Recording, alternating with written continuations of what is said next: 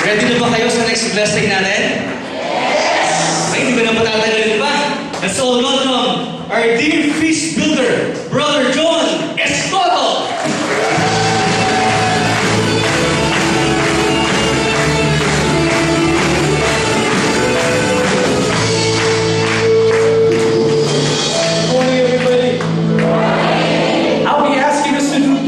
This morning, ilan? Okay, dalawa. Una, batiin po natin ang mga tatay in the house. Happy Father's Day. Pero ganito, kakaiba, ha? Kung hindi ka siguradong tatay yan, pero mukhang tatay na, batiin mo na rin, ha? So, ganito ang gagawin natin. O, tingin dito, tingin. Para ganito ang batihan natin. Ganito, ha? O, ready na ba kayo? Ito. Sabihin nyo, Happy Father's Day. Amazing. Okay? Okay? So, as many fathers as we can. Okay, go ahead. Bless you. Okay, please. Thank you.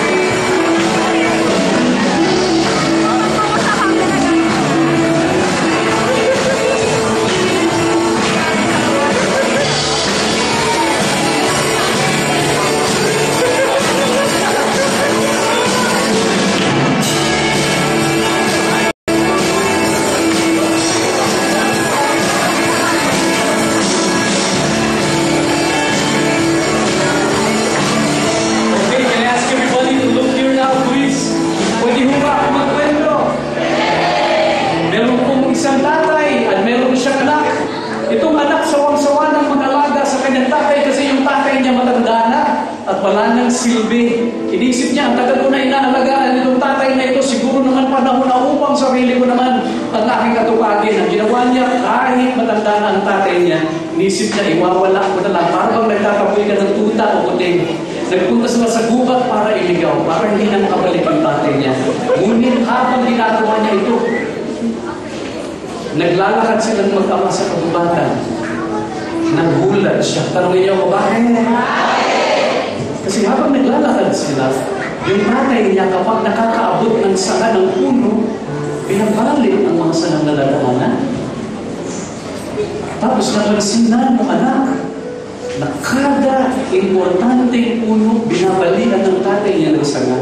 Tinanong niya ang tatay niya, Itay, bakit po kayo nagbabalik ng sanga ng mga puno at halaman? Sabi ng tatay niya sa kanya, Anak, I just wanted to make sure na kung saan man tayo tutungo, pag-uwi mo, hindi ka mawawala sa landas mong pabalik. Dahil merong marka tayo. Up to do. Sige, pwede mo ka.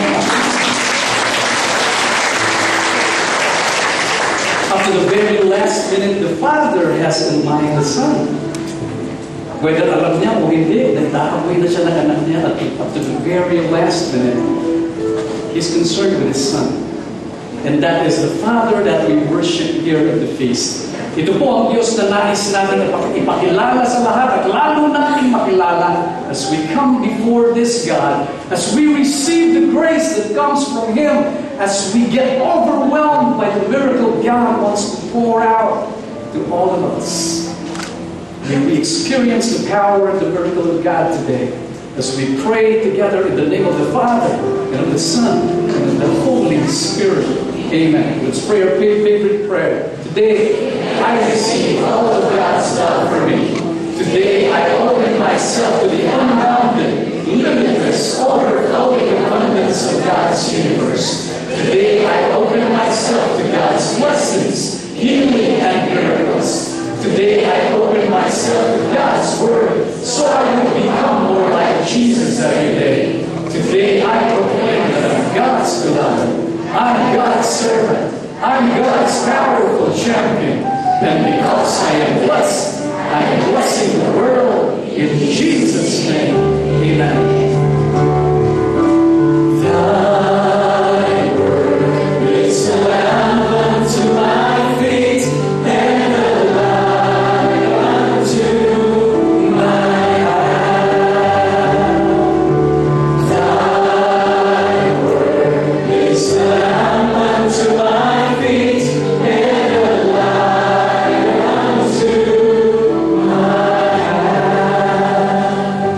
read from God's Word, Numbers chapter 23, verse 19. Ito po yung mga pagkakataon na naglalakbay ang mga taga-Israel mula sa Ehipto at sila ay dahan-dahan nilang nakikilala ang Diyos sa pamamagitan ni Moses at karanasan nilang nagaganap ng mga panahon niyon. Numbers 23, verse 19. All together, please. God is not a man, so He does not lie. He is not human, so He does not change His mind. Has He ever spoken and failed to act? Has He ever promised and not carried it through? Ang Diyos ay hindi tao na nambobola, nagsisinungaling, nagbabago-bago ang isip. Hindi siya nagbabago. At ang sabi dito, siya ba ay nagsalita na sa iyo tapos nabigong mag-fulfill ng kanyang sinabi, nangako na ba at hindi tumipad? The implied answer, no. And that's what we will be talking about this morning, the word of the Lord. Thy word is a lamp unto my feet, and a light unto my path. Thy word is a lamp unto my feet, and a light unto iba na may imposible din ang sa Diyos at meron siyang tatlong bagay na hindi pwedeng gawin. Ilan? Number one, God cannot lie. Hindi po pwedeng magsinungaling ang Diyos sa ating lahat. Number two, God cannot change. And thirdly, God cannot fail. And having said that, we want to welcome everybody to the new series, the first installment of the series, God Cannot Lie. The objective of the series, our goal, pagkatapos nito, mas makilala mo ang Diyos. Meron pong isang janitor na ubod ng yabang. At inimbitahan niya yung kanyang pinsan na nagmula sa probinsya, ipinasok niyang trabaho bilang janitor din dito sa ospital na ito. At nung first day, nung pinsan niya nagmayabang, sabi niya, Brad, kahit ako ay janitor lang dito, kaya kong utusan kahit sino rito para igawa ako ng kape. Sabi ng pinsan niya, maniwala ako sa iyo. I-demonstrate ko sa iyo. Sabi niya, pinik up niya yung telepono, randomly dumayal siya ng local. Ang hindi niya alam, ang local na nadial niya, yung local ng presidente ng ospital. At yung presidente ng ospital ang tumagbog ng telepono, sabi kayo ng janitor, hello, itimpla mo nga ako ng kape. Nagalit yung presidente ng ospital, sabi niya, hello, bakit mo kayo inutusan magtimpla ng kape? Kilala mo ba kung sino ako? Ako ang presidente ng ospital na ito. Hindi mo ba ako nakikilala? Tapos nagalit din yung janitor, sabi, bakit ka nagagalit sa akin? Hindi mo rin ba ako kilala? Sabi ng presidente, hindi. Sabi ng janitor, mabuti naman po. What we hope to do is as we hear God's word spoken to us, makilala natin ang Diyos, tapos mararanasan natin ang kanyang pagmamahal. Pagkatapos ng series na ito, ikaw ay mas lalong ganap na magtitiwala sa kanya. Consequently, mas makakatulog ka ng mahimbing. Mapabawasan sana ang stress mo sa buhay. Magiging panatag ang iyong puso at ang iyong kalooban. Mapabawasan ang migraine at ang ulcers mo. At higit sa lahat sana, mawala ang hypertension mo. Numbers chapter 23, verse 19, it says there, God is not man, so He does not lie. He is not human, so He does not change His mind. Has He ever spoken or failed to act? Has He ever promised and not carried it through? Tayo po lahat, gusto natin ang ating mahal sa buhay ay hindi sinungaling. Tama o tama? Subukan mong tanungin ang mister mo at tanungin mo sa kanya, talaga bang honest ka sa akin at ikaw ay walang babae? Pag sumagot sa iyo ang mister mo at sinabi, nako sweetheart, maniwala ka sa akin, nagsasabi ako sa iyo ng totoo 95% of the time. Siguro mag-asawang sampal ang ihahandog mo sa kanya kahit Father's Day. Theologically, God cannot lie. Tanungin niyo sa akin, bakit? Sabay simple, kung meron hong Diyos, dapat ang Diyos hindi nagsisinungaling. Kasi pag nagsisinungaling yan, hindi yan Diyos. Number one, baka tao yan. O pangalawa, baka demonyo yan. God cannot lie. If there is a God, He cannot lie. And number two, God is not just telling the truth. God is the truth. Sabi sa Biblia, sabi ni Jesus, I am the way, the truth, and the life. Totoo, katotohanan, ito ang Diyos sa atin. Ayaw na ayaw mo, nabibili ka ng produkto sa isang ahente na sobra-sobra ang bulada sa iyo. Sa 10 sasabihin, 11 ang sinungalingan. Di ba, no? May mga ahente gano'n. Kahit sa mga politiko na iboboto mo, ayaw mo ng sinungaling. Ito po joke, hindi naman totoo ito, ha? Kailan mo malalaman kapag nagsisinungaling ang politiko? Tanungin po ako, kailan? Kapag bumubukas na ang bibig. Joke. Kasi hindi naman lahat. May mga politiko na magigino at talagang mapabait sila. Pero, hindi nga ba nagsisinungaling ang Diyos? Bakit hindi ako napopromote sa trabaho? Yung abot kamay mo na, mapupolitika ka pa, nagdasal ka naman. Di ba, no? Nandiyan na sa harap mo. Negosyo, lamit na dila mo, dasal ka ng dasal, lumalakad ka na ng paluhod, papunta sa altar ng baklara, di ba, no? Pagdating mo doon sa dulo, patras pa. Parang si Michael Jackson, di ba? Yung moonwalk doon. Tapos nagro-rosaryo ka pa ng 2 beses sa bahay. Tapos wala pa rin. Talaga bang hindi nagsisinungaling? Yung anak ko, ang tagal-tagal ko na pinapakdasal, adik pa rin. Hindi pa rin nagbabago. Ang tagal-tagal na namin mag-asawa, sumayaw na ako sa ubad nito. Hindi pa rin ako namupulis.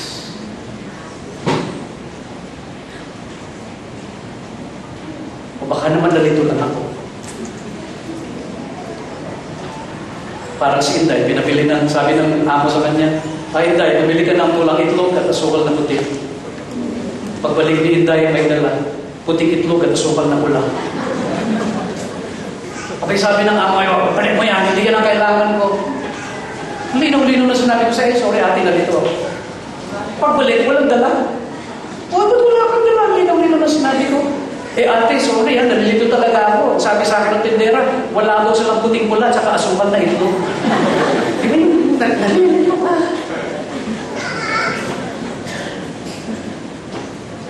Hindi ba nagsisinungaling sila? Pero po ako nung inanyayahan na kaibigan, matalik ng kaibigan. He waded his way through life, went through so much. At dito niya na-discover ang katotohanan tungkol sa Diyos. Mga kapatid, with the love of the Lord, let's all welcome my best friend, Gil Caballero. Diba na may imposible din ang sa Diyos? At meron siyang 3 bagay na hindi pwedeng gawin. Ilan? Number 1, God cannot lie. Hindi po pwedeng magsinungaling ang Diyos sa ating lahat. Number 2, God cannot change.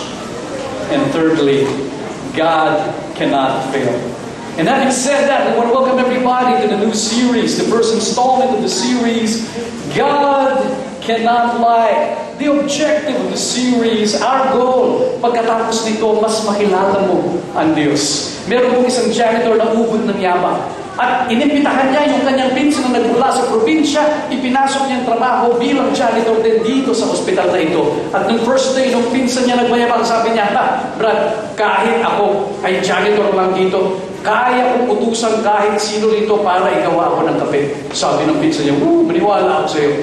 Ide-demonstrate ko sa iyo. Sabi niya, pinik up niya yung telepono, randomly dumayal siya ng local. Ang hindi niya alam, ang local na na-dial niya, yung local ng presidente ng ospital. At yung presidente ng ospital ang tumagbot ng telepono, sabi kayo ng janitor, hello, itimpla mo nga ako ng kape. Nagalit yung presidente ng ospital, sabi niya, hello, bakit mo kayo inutusan magtimpla ng kape? Kilala mo ba kung sino ako? Ako ang presidente ng ospital na ito. Hindi mo ba ako nakikilala? Tapos nagalit din yung janitor, sabi, bakit ka nagagalit sa akin? Hindi mo rin ba ako kilala? Sabi ng presidente, hindi. Sabi ng janitor, mabuti naman po. What we hope to do is as we hear God's word spoken to us, makilala natin ang Diyos, tapos mararanasan natin ang kanyang pagmamahal. Pagkatapos ng series na ito, ikaw ay mas lalong ganap na magtitiwala sa kanya. Consequently, mas makakatulog ka ng mahimbing. Mababawasan Sana ang stress mo sa buhay magiging panatag ang iyong puso at ang iyong kalooban, mapabawasan ng migraine at ang ulcers mo. At higit sa lahat sana, mawala ang hypertension mo. Numbers chapter 23, verse 19, it says there, God is not man, so He does not lie. He is not human, so He does not change His mind. Has He ever spoken or failed to act? Has He ever promised and not carried it through? Tayo po lahat gusto natin ang ating mahal sa buhay ay hindi sinungaling. Tama o tama? Subukan mong tanungin ang mister mo at tanungin mo sa kanya, talaga bang honest ka sa akin at ikaw ay walang babae? Pag sumagot sa iyo ang mister mo at sinabi, naku sweetheart, maniwala ka sa akin, nagsasabi ako sa iyo ng totoo 95% of the time. Siguro mag-asawang sampal ang ihahandog mo sa kanya kahit Father's Day. Theologically, God cannot lie. Tanungin niyo sa akin, bakit? Sabay simple, kung meron hong Diyos, dapat ang Diyos hindi nagsisinungaling. Kasi pag nagsisinungaling yan, hindi yan Diyos. Number one, baka tao yan. O pangalawa, baka demonyo yan. God cannot lie. If there is a God, He cannot lie. And number two, God is not just telling the truth. God is the truth. Sabi sa Biblia, sabi ni Jesus, I am the way, the truth, and the life. Totoo, katotohanan, ito ang Diyos sa atin. Ayaw na ayaw mo na bibili ka ng produkto sa isang ahente na sobra-sobra ang bulana sa iyo. Sa 10 sasabihin, 11 ang sinungalingan. Di ba, no? May mga ahente gano'n. Kahit sa mga politiko na iboboto mo, ayaw mo ng sinungaling. Ito po joke, hindi naman totoo ito, ha? Kailan mo malalaman kapag nagsisinungaling ang politiko? Tanungin po ako, kailan? Kapag bumukas na ang bibig. Joke. Kasi hindi naman lahat. May mga politiko na matitino at talagang mapabait sila. Pero, hindi nga ba nagsisinungaling ang Diyos? Bakit hindi ako napopromote sa trabaho? Yung abot kamay mo na, mapupolitika ka pa, nagdasal ka naman. Di ba, no? Nandiyan na sa harap mo. Negosyo, lawit na dila mo, dasal ka ng dasal, lumalakad ka na ng paluhod, papunta sa altar ng baklala, di ba, no? Pagdating mo dun sa dulo, atras pa. Parang si Michael Jackson, di ba? Yung moonwalk na luhod. Tapos nagro-rosaryo ka pa ng 2 beses sa bahay. Tapos wala pa rin. Talaga bang hindi nagsisinungaling? Yung anak ko, ang tagal-tagal ko na pinapakdasal, adik pa rin. Hindi pa rin nagbabago. Ang tagal-tagal na namin mag-asawa, sumayaw na ako sa ubad nito. Hindi pa rin ako namupulis.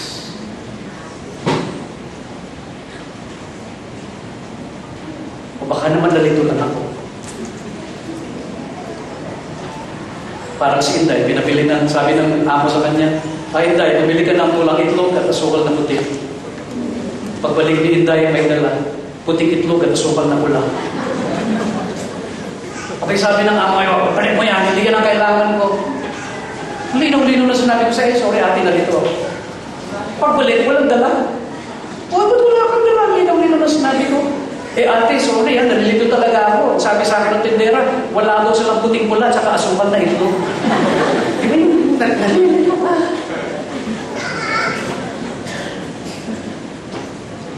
Hindi ba nagsisinungaling sila? Pero po ako nung inanyayahan na kaibigan, matalik ng kaibigan. He waded his way through life, went through so much. At dito niya na-discover ang katotohanan tungkol sa Diyos. Mga kapatid, with the love of the Lord, let's all welcome my best friend, Gil Caballero.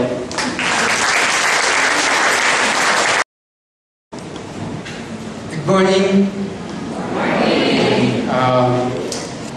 Nagpapasalamat talaga ako at nagkaroon ako ng opportunity to share yung kung ano yung na-experience ko.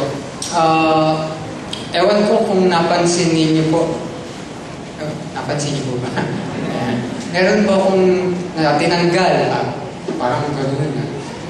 Natanggalan po ako ng buto dito sa mukha ko. Actually po, 2 beses na po akong na-operahan. 1998, tinanggalan po ako ng mass dito. Una po, masa lang po yung tinanggal. Nung binayopsy po siya, nung chinek, adenoid cystic carcinoma po daw yun. Ibig sabihin daw, cancer. So, after that, nag-undergo ako ng radiotherapy. So, parang kinabahan ako, baka hindi na ako mag-anak kasi radiation niya po yun. And then, sabi ko that time, Lord, kung bubuhayin mo ko, yung second life ko, ibibigay ko sa iyo. So, after that, 1998, pumasok ako sa community and then I served God. So, nag-serve ako kay Lord. 12 years after 2010, yun, tumubo na naman pong panibago. And this time, hindi na po sa pisngi lang, tumubo na po siya sa buto. And then, that time, 2009, nag-propose ako, December, sa wife ko ngayon. And then January, nakita ko na lumalaki yung bukol. Yung napansin ako. Tapos nagpa-check up ako sa cancer clinic. Then sabi, sige, dahil sa history mo, iki-chemotherapy ka para wala na tayong operasyon, ganyan. Tapos kausapin mo na lang yung mga kamag-anak mo. Tapos sabi ko, okay, sige po, okay lang po yun. Hindi pa nagsisink in sa akin yun. Lumabas ako. Paglabas ko ng clinic, doon ko naramdaman na cancer na naman. Yung gano'n. Tapos, pagtawid ko, hindi lang ba ako masagasaan, makabilis pa ata yung pagkawala ako. Pagkadating ko dun sa opisina ng community na pinagsiservan ko,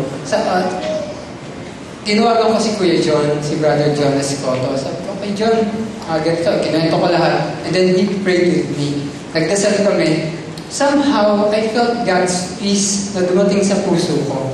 Pero, nandun pa rin yung pangamba, yung doubt.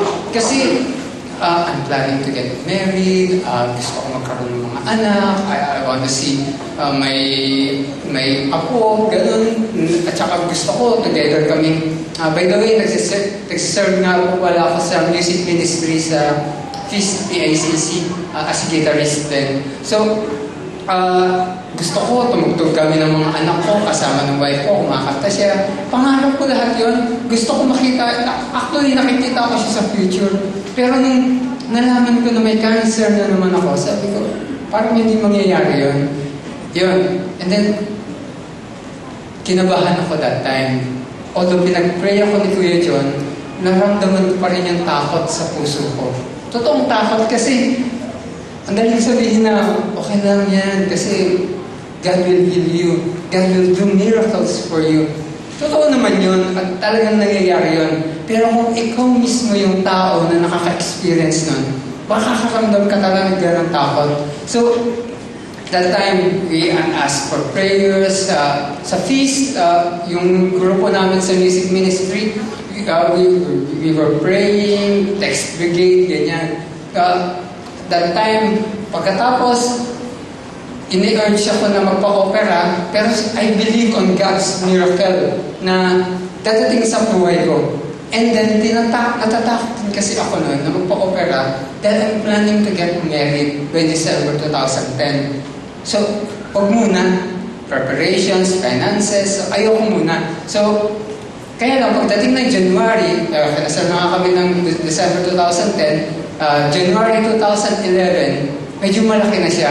Tapos, yun, sa isang malaking prayer meeting, pinagdasal kami ng wife ko na si Agnes, pinagdasal kami ni Kuya John, and then he prayed na, this is a breakthrough year for you. And then, this is a healing year for you. This is a year of blessings for you. Naramdaman ko yun na, oo nga, hindi si Kuya John ang nagsasalita dito, si God.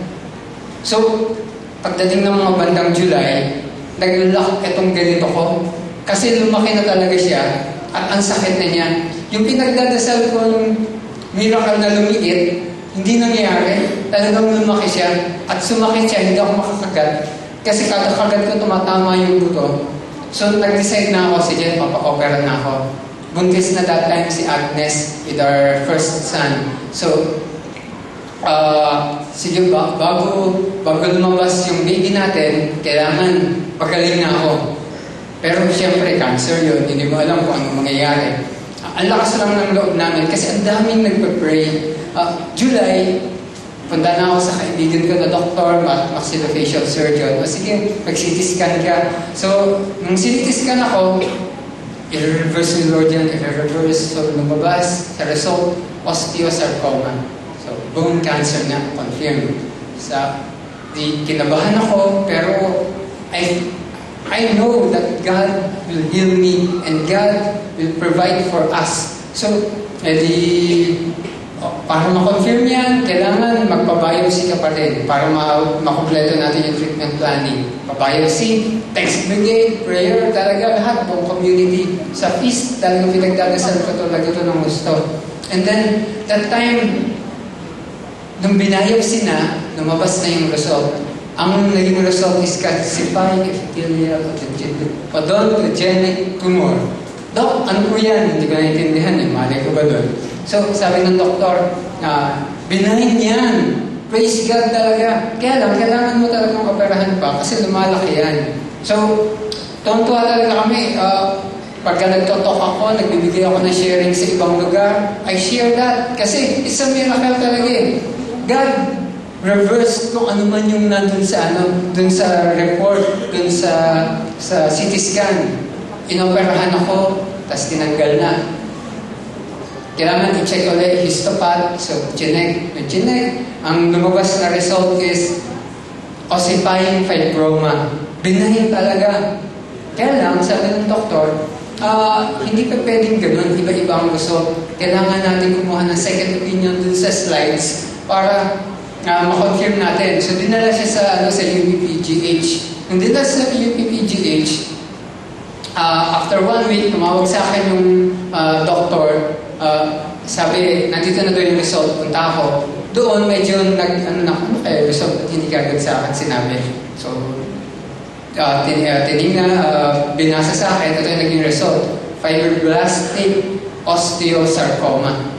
Confirmed cancer. Sino po ba yung doktor na tumingin na yan? Tapos sinabi niya yung pangalan. Sinerch ko sa Google kagad, sa phone ko. Tapos nakita ko, isa siya sa mga top bone histopaths ng buong Pilipinas. Kaya sabi ko, credible to. Bone cancer nga, meron ako. Tapos nasa ulo pa, malapit sa utak, delikado sa obra. And then, sabi ko, Lord, nagsaserve naman ako sa iyo. Binigay ko sa iyo yung buhay ko.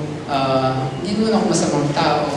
Babiyahe ako pauwi ng bahay namin that time. That time, nakatira kami sa Montalban. Nakasakay ako sa jeep. Nakahawa ako sa hawakan. Yan. Siyempre, hawakan. So, yan. Nakahawa ako na ganyan. Tapos dikit yung mata ko dito sa pangkas ko at umiiyak ako. Sabi ko kay God, Lord, gulpin na ako. Ang dami ka ng pinagdaanan. Pinagdadasal namin ng milagro ang ibigay mo sa amin. Pero parang natutulog ka lang at parang hindi mo napakinggan yung mga dasal mo. Parang, totoo ba talaga yung healing na pinangako mo sa akin? Nagduda talaga ako ng that time. Nagduda ako sa pagmamahal ng Panginoon. Pero alam niyo mga kapatid, nagduda man ang puso ko sa pagmamahal ng Panginoon. Ang totoo niya, siya hindi nagkakamali kung ano ang sinasabi niya. Pagdating ko ng bahay, nagdasal kami, nung asawa ko, ikinuwento ko sa kanya lahat kung ano nangyari. And then we prayed together. Yung favorite na prayer namin. And we read yung Psalm 91, verse 14 to 16. I-share ko sa inyo.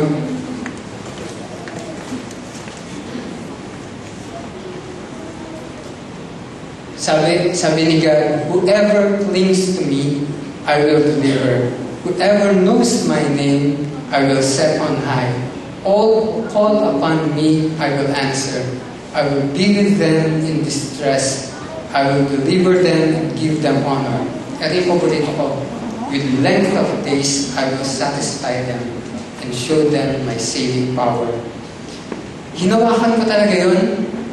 Lord, ang medical report sinasabi, patay ka na, yari ka. Ako mismo yung puso ko nagsasabi, wala na akong pag-asa.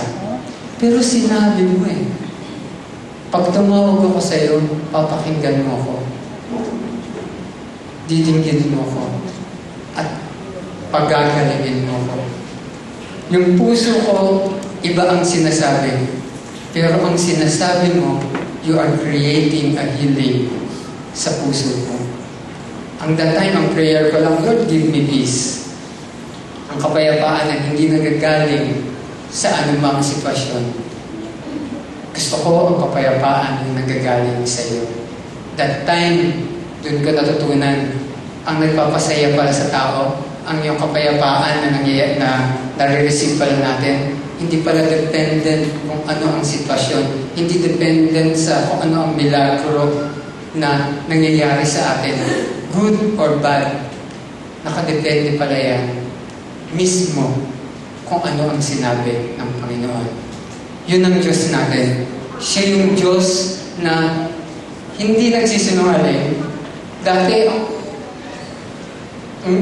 that was September ako inoperahan. Ngayon, hindi ko alam na makakapag-share ako. Nasa process of healing pa rin ako. Pero, eto na ako. Eto wala tong buto. Tapos, ang pagsasalita ko nahihirapan. Nung after kong maoperahan, hindi ako makapagsalita ng ganito kadire-diretso. Kung papansinin nyo, may tumatalsik. Flying particles po yun. Yan. So, kasi hindi ko na kung nakakontrol ito. Pero hindi po ako nahihiya.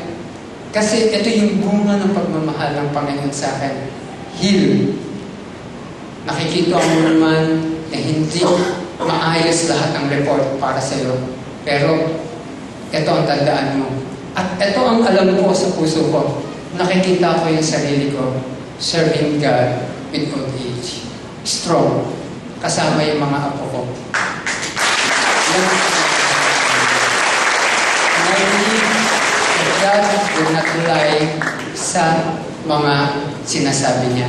At yun ang Diyos na pinagsasabihan natin dito sa feast. Amen? Thank you.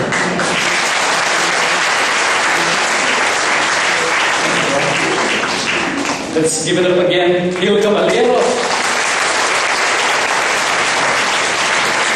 Nakalimutan ko kung sabihin sa inyo, si Gil lamang po ang kaibigan ko na payag akong sabihin mas magaling mag-gitara kaysa sa akin. Si Gil ho, hindi niyo maitatanong, kaya niya mag-gitara ng 2 gitara sabay. Hindi ko talaga kaya. And nakalimutan kong sabihin ni Gil sa inyo ngayon na ang misis niya ay on the way for their second baby. Tama, bro? Yeah. At idol po ni Gil si Manny Pacquiao. Gusto niya, ang anak niya, parehong lalaki. Kasi daw tinanong si Pacquiao minsan, how many children do you have? Sabi daw ni Pacquiao, I have 2 sons. Both of them are boys.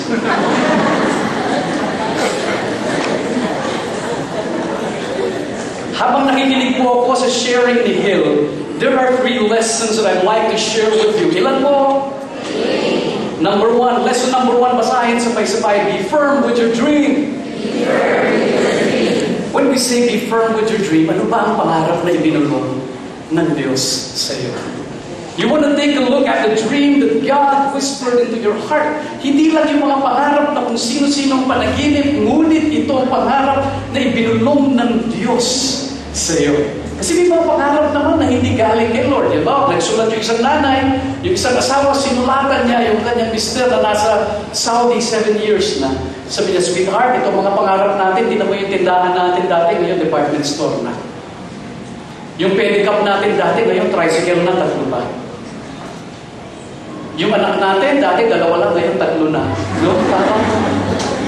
Hindi yan eh, hindi galing kay Lord. You know? But again, if we really are confident in our heart that this is the dream of God for your life, kahit ano ang sinasabi ng feelings mo, na wala kang pag-asa, you go back to what God says to you. Kahit ang feelings mo sinasabi na may sakit ka, and your feelings tell you that you don't have hope, you want to remember the truth that God is healing me. At tatandaan mo naglilingkod sa Diyos. Ito ang sinasabi ng Lord. Kahit ang feelings mo, sinasabi sa iyo na baon ka na sa utang, wala ka ng pag-asa sa buhay, the truth you want to remember is that God will prosper me. If I will work hard, if I will be faithful and obey His word, and I pray in faith.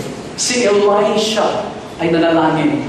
Si Elijah po at Elisha ay ang Batman and Robin ng Old Testament. Kung kayo po ay nagbabasa ng Biblia. Si Elijah is one of the most powerful prophets of the Old Testament. Kung naalala niyo po sa Gospels ng Transfiguration, siya yung kasama ni Jesus sa Transfiguration.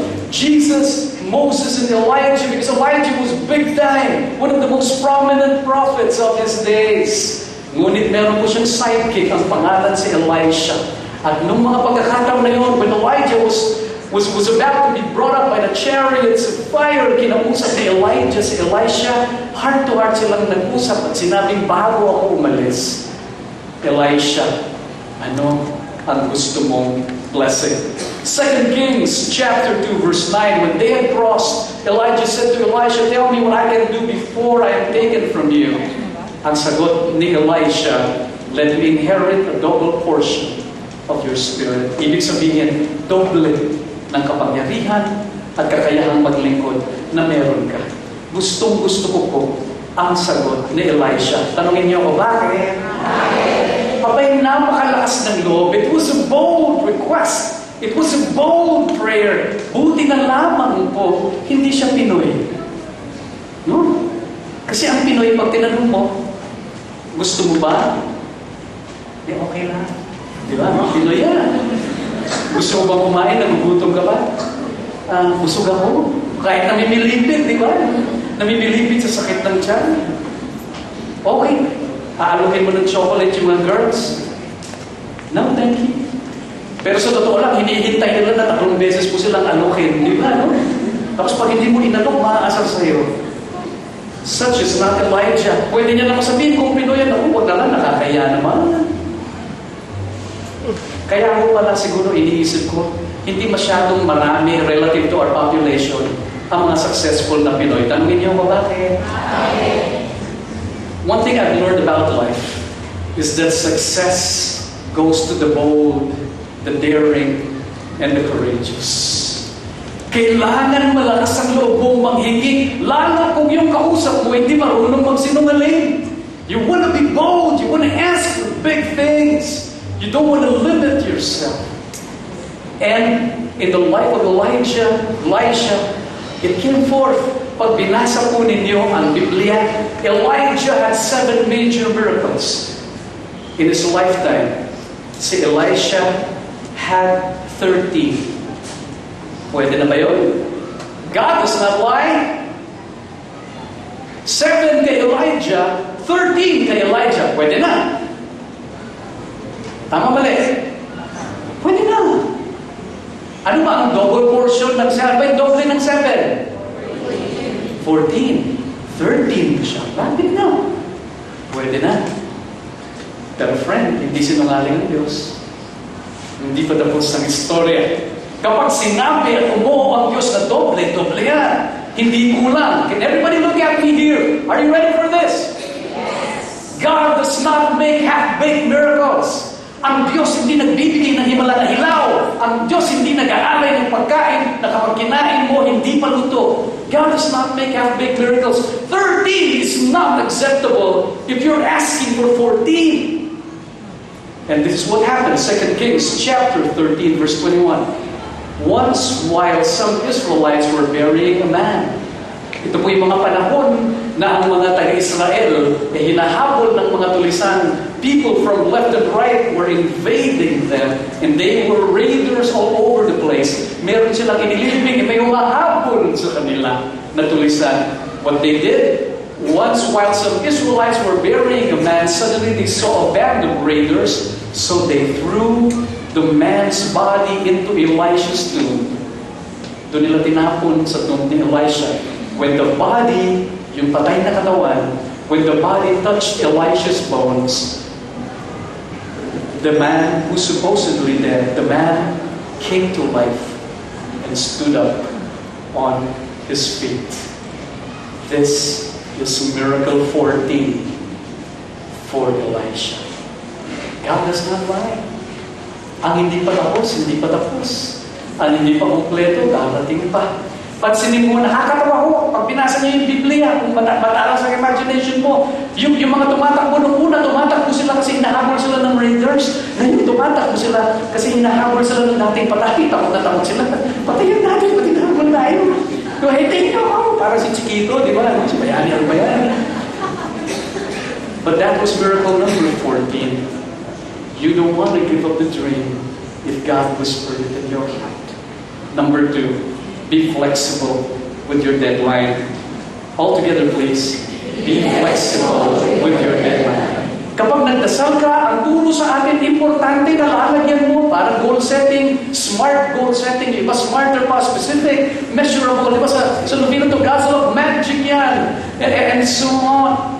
Importante na may pangarap ka, minsan dapat lalagyan mo ng deadline. No, ako po'y nangarap, napakasalan ko yung misis ko, nilagyan ko yan ng deadline kaagad. First time ko nakita yung misis ko, office mate ko yan dati, sabi ko sa kanya, "Hi miss." Ang tawag pa sa akin noong mga panahon yan, tawag sa akin, alam niyo ko ano? Hunk. Yan, wala na yun. Hi, hunk. Di ba, ano? The incredible hunk. Tinanong ko si Marisa, feeling close eh, FC, right? Marisa, kailan mo planong mag-asawa? Sabi niya, siguro kapag 25 na ako. Eh, tinanong niya naman ako, sabi niya, ikaw, kailan mo planong mag-asawa? Sabi ko, pag 25 ka na.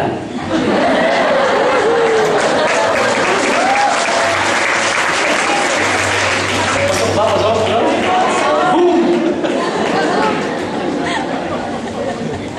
Kung ang pangarap mo ay hindi pa nagiging totoo, baka naman hindi problema yung pangarap. Baka hindi pangarap ang dapat mong baguhin. Baka lang yung deadline ang kailangan mong baguhin at tignan. And maybe you should revise your prayer. Please remember, Elisha's 14th miracle didn't happen until after his death. But it still came forth. Ang madalas po kasi sa atin, ang diferensya sa atin, kung magdasal tayo, microwave po yung ating mga dasal. Gusto natin mabilis. Ang problema po sa mabilis, madalas sa hindi, mababaw. We want things that are too small and too fast, masyadong mabilis. Kasi nung maliit pa lang tayo, ang turo sa atin, dapat pa natin mabilis. Hindi naman masama yan. Pero minsan, pag in-apply mo sa dasal, minsan it may not apply. Bata ka pa lang, tinuturuan ka. Di ba spelling? Dapat mabilis ka. Si Pedro, sinabi ng teacher niya, Pedro, please spell ambulance. Eh si Pedro, mabagal mag-spell yan.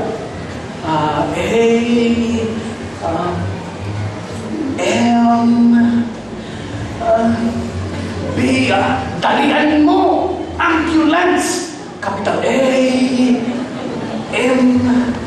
Dalian mo ang bagal mo! Ambulance! Capital A, M. Dalian mo! Woo! Woo! Woo!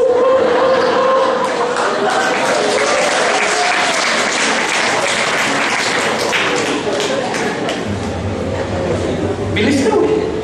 Kumpara sa ating maliit na pananaw at makitid na pag-iisip, madalas sa hindi, ang gawa ng Diyos ay malaki at mabagal. Uulitin ko, kumpara sa ating maliit na pananaw at makitid na pag-iisip, madalas sa hindi, ang gawa ng Diyos ay malaki at mabagal. Ang mahirap po kasi sa mabilis at maliit, hindi masarap. Ay, subukan mo, kumain ka ng mabilis na pagkain, i-microwave mo, okay naman siya, pero hindi kasing sarap ng luto ni nanay na talagang binigyan ng panahon, magdamag inihanda, pinili ang sangkap at niluto ng buong pagmamahal ng hindi minamadali. Kahit sa pera, ang gusto ng tao mabilis, gusto mananalo sa loto, ang hirap dyan. Kapag madali mong nakuha ang pera, mabilis ding nawawala. Ang hirap dyan, yung nasisira lang ng buhay mo. Si Juan minsan nanalo ng loto. Tapos sinabi niya yung misis niya, sweetheart, Bakit? Saan tayo pupunta? Hindi, sweetheart, nanalo ako ng loto. Mag-ipake ka na kasi para lumayas ka na. Nanalo ako. Nasisira yung pamilya. Hindi alam kung paano hawakan ang blessing. Madalas sa mabilis, hindi matatag. Madaling mabuhay. Gustong-gusto ko po yung sharing ni Hill. Gustong-gusto ko yung sharing ni Wendell, yung kaibigan natin who was here the last time. Sabi ni Wendell, may sakit siya at pinagaling siya ni Lord. Sabi niya, napansin ko, habang pinapagaling ng Diyos ang aking karakter, ang aking buong katauhan, doon lamang nagsisimulang gumaling ang aking kaluluwa at ang aking katawan. Nagsisimula ako manampalataya at magmahal at dito nagsimulang gumaling ang aking katawan. Meron pong estudyante sa kolehiyo, nag-enroll siya. Pero nalilito siya sa kanyang kurso na i-enroll at dalawang isip. Kumatok siya sa pintuan ng dean dahil kakilala ng tatay niya. Sabi niya, Dean, ano po ba ang kurso niyo rito na mabilis matatapos tapos makakagraduate ako kaagad? Ang sagot po ng matalino at marunong na Dean, sabi niya, Iho, depende kung ano ang gusto mong mangyari sa kaisipan at utak mo. Ang Diyos, nung gumawa ng kalabasa, it only took Him 6 months. But if God wants to make a strong oak tree, it takes Him 100 years. Anong gusto mong utak mo? Kalabasa o oak tree? Pamili ka. Lesson number 3. Be free with your details. Sabay-sabay sabihin. Simple po ang gusto kong sabihin. Always be open to God's best.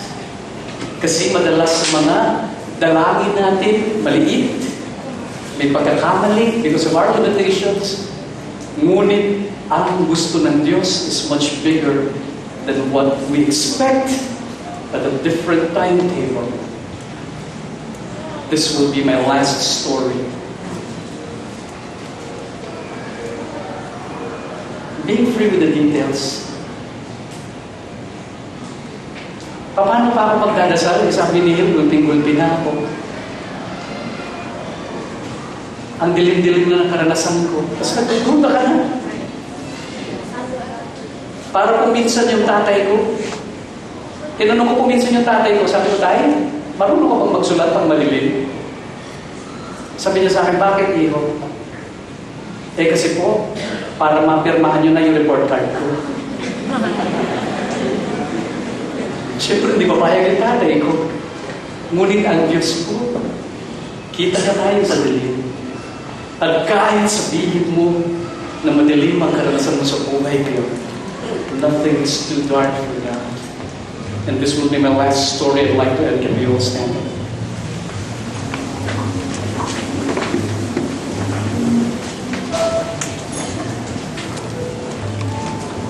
Pwede po ba ako magkwento muli na?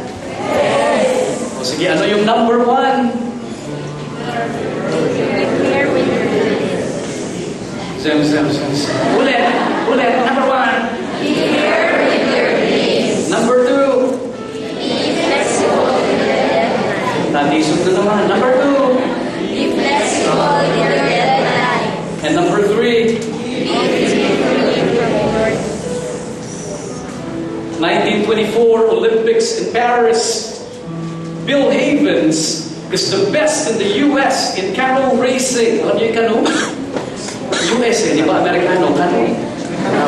So, magagaling sila dyan, mga canoe. Okay. So, napakagaling po niya. Praktisado talaga siya. Sobrang galing. And sa Tagalog, liyamadong.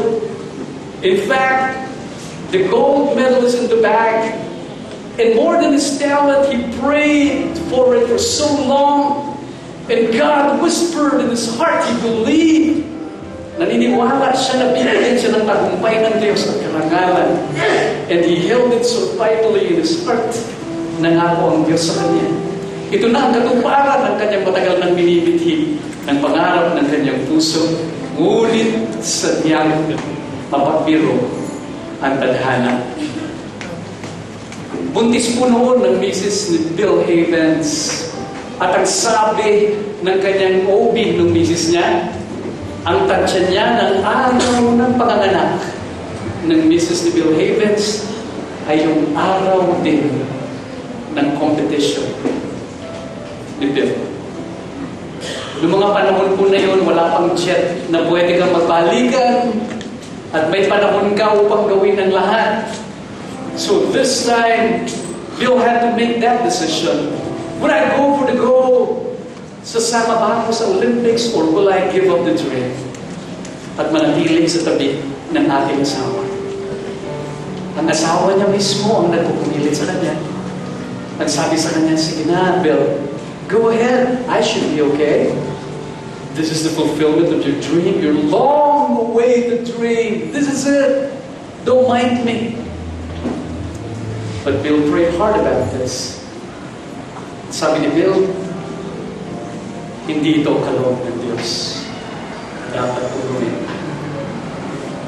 Higit na mas mahalaga sa akin ang pagmamahal ko sa aking asawa at sa aking magiging anak. Kesa karangalan sa Olympics. Pero mukhang nang-aasar talaga ang tadhana at kapalaran. Nagstay po si Bill Havens sa tabi ng kanyang misis. Subalit na delay ang panganak ng misis niya. Sobrang delay na kung sumama lang siya sa Olympics, nakauwi pa siya nang hindi nagmamadali. At masasamahan pa niya ang asawa niya sa panganganak. In fact, the headline of the sports news during those days, ang headline, "What a shame." And they were blaming Bill for being so dramatic about his life, being too sentimental. Ang drama mo kasi sa buhay. But Bill declared when he was interviewed, hindi po ako nagsisisi, sinubok kung ano ang laman ng aking puso. Naging totoo ako sa aking sarili. At naging totoo ako sa aking Diyos at sa aking minamahal sa buhay. That was Paris Olympics 1924. Fast forward po tayo, 1952. Nakatanggap po si Bill ng isang cablegram mula sa Helsinki. Helsinki, 1952, Finland. At ito sinasabi ng cablegram, iuwi ko na ang gold medal na isinakripisyo mo para sa akin. I won the gold medal. Iniaalay ko ito sa iyo. And you won it twice over. Now you have the gold medal. And you have us. Truly, God cannot lie. Tinupad niya ang pangako niya sa iyo. See you soon. Kama, Frank. Ang totoo pong pangalan ni Frank ay Frank Havens. Si Frank po ang anak ni Bill na pinagbubuntis ng misis niya 20 years ago. Kaya hindi nakasama sa Olympics si Bill. Frank Havens became the canoe racing champion of the 1952 Helsinki Olympics. The son of Bill Havens bringing home the gold medal. Ang karangalan sa pamilya, ang dangal na ipinangako ng Diyos sa kanila is there. We want to be free from the details because what God has in mind may be something different from ours. The same, but rather different. Minsan, just bigger. Let's pray together in the name of the Father, and of the Son, and of the Holy Spirit. Amen. Can you put your hand over your chest, please? And repeat this prayer after me, Panginoon. Tulad ka ng bituin. Hindi man nakikita sa kapal ng ulap ng dilim.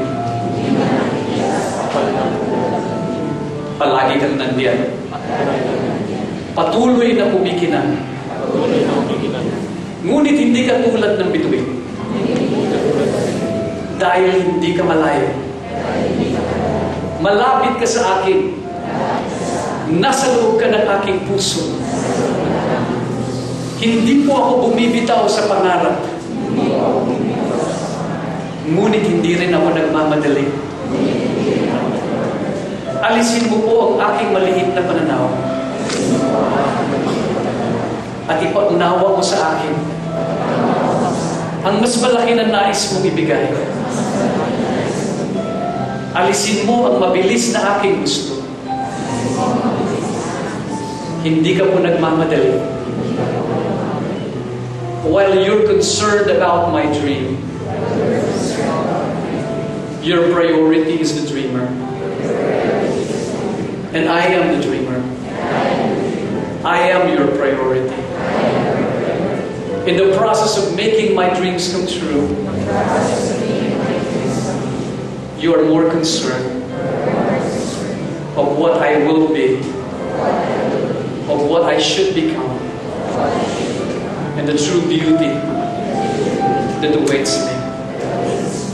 Totoo, Panginoon, hindi ka po nagsisinungaling.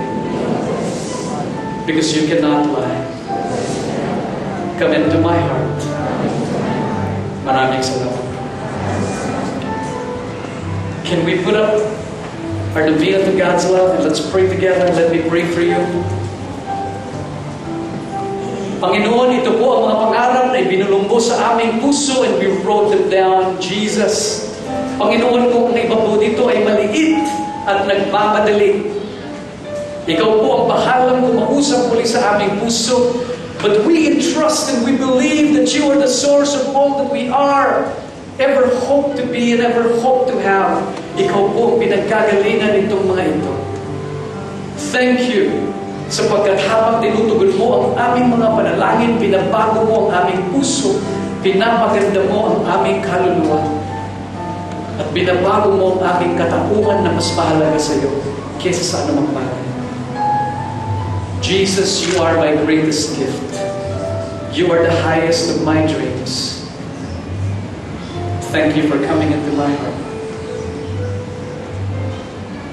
Thank you for healing me. In Jesus' name we pray. Amen.